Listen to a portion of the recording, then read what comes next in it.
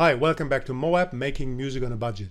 Even if you're not making music yourself, just stay with me a bit because it is interesting to see how music and songs come together. At the end of the day, making music is just a mixture of problem solving, practice, and a bit of alchemy. Alchemy in the sense that there's a lot of magical thinking involved. Very often it doesn't come together. And if something new and exciting is created, nobody can really tell you afterwards how it all works. This is the first part of the second Crafting a Song series, where we check out how to create a song from beginning to end. I am going to share why I chose this title, but let's just listen to a bit of the finished song first. We're gonna take it one step at a time, one step at a time. Keep looking up, there's a long way yet to climb. I'm calling this series Using All Parts of the Buffalo, because if we're creating music, we have to work with what we have.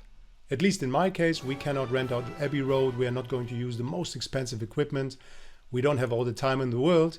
We just have to make it all come together somehow. Let me just start with a little story. I shared my latest song online, asking people to comment how they found it, whether they found anything they could relate to. And one reply really surprised me. There was a gentleman who said, no, I don't care for your song at all because I'm more into rock, dude, which is fine by me. His last comment really riled me up a bit because he said, I don't like this song because it's all beats and samples.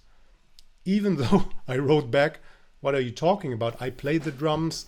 There are no loops in there. Everything is played live. So that he wouldn't believe me, I found really remarkable. And so I'm taking this experience as the inspiration to create this new Crafting a Song series. And I'm going to take you through all the steps using an iPad to record music on a very limited budget to make it into a fun song.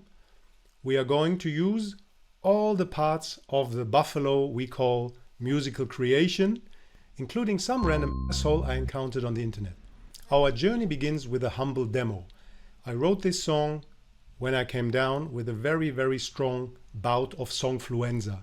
If you have watched any of my other videos, you know that songfluenza describes the condition when you are in pain, emotional pain and turmoil, and you really can't get your soul to calm down unless you put your feelings into song. I guess you know what I'm talking about if you're watching this video.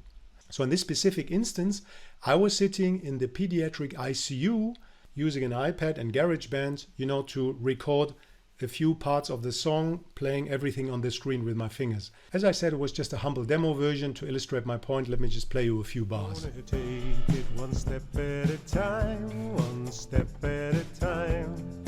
Keep looking up, there's a long way yet to climb. So I had finished the first draft of my song, and to create a first draft is extremely important. At the same time, very often it's limited what you will be able to achieve. Allow me to use a metaphor to explain what I mean. Let's say you're coming up with a great recipe because you're a cook. If you just show the recipe to somebody and put some random ingredients on the table, that they would be able to taste the dish, correct? And it's the same with music. So after a few years, I came back to this demo and I said, okay, let's just give it a try. What's the worst that can happen? The first thing that I did was to replace the drums. I'm a drummer, and if you have watched any of my videos, you know that I just go into a random rehearsal room that I rent. I take the drums that are there, I'm tuning them. Sometimes, as in this case, I'm taking maybe a snare and some of my cymbals, and I'm just using one stereo microphone to record the drum track. So let's just listen to the raw version of recording drums the MOAB way.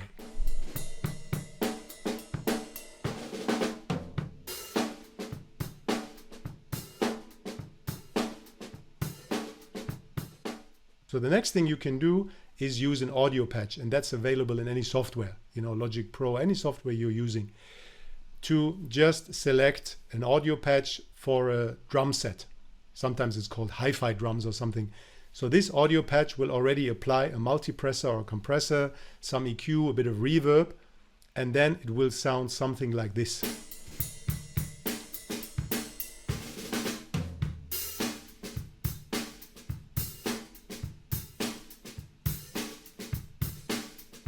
Well, I guess there is a bit of a difference, right? It's got more punch. You may remember that once I have all my tracks together, I'm always collaborating with a very talented sound engineer. So what he will usually do is he will use the drum track to trigger samples. It's very important to note we're not replacing any drum sound. We're just layering additional sounds on top of the kick drum, snare, or a tom-tom to make it sound fuller and also to help control the cymbals.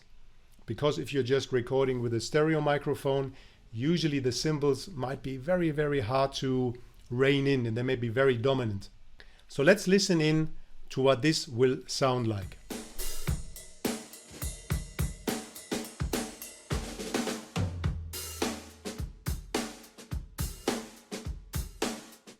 I think we're slowly getting closer, aren't we? So now from the original demo, I had replaced the drums. Next up was the bass.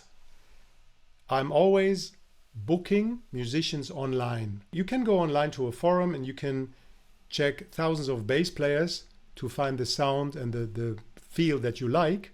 If you have ever seen any of my videos, you know that I cannot read or write score.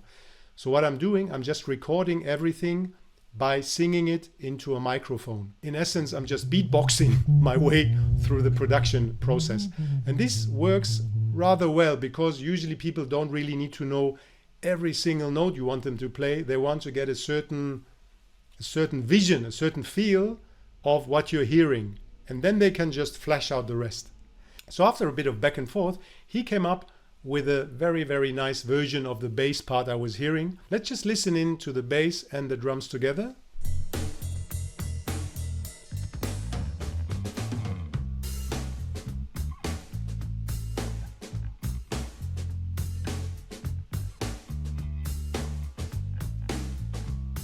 Well, I'm still in love with that groove. The last thing we're going to cover in this installment of making music on a budget, crafting a song, using all parts of the buffalo is percussion. I had used a virtual session player in Garageband. So before anybody feels the need to school me on the dangers of AI, let me assure you this track was recorded way before there was any AI in music making. So I contacted a real living human that played percussion in Argentina, and he had a bit of difficulties wrapping his mind around the spirit of the song. And at some point I said, okay, let me just send you the virtual track that Garageband thought might fit. And I sent it to him and that really helped him. It's funny. He said, oh, now I get it. You know, there are chimes and there's this pattern and then and there's some conga. I really keep reminding myself, don't get stuck on any notion you might have on how something should be created or how somebody should record something, where it should come from. Use every single part of the buffalo.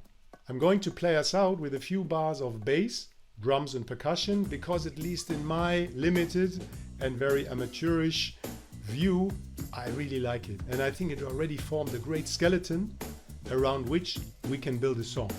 Until next time, when we are going to make some music on a budget, MOAB.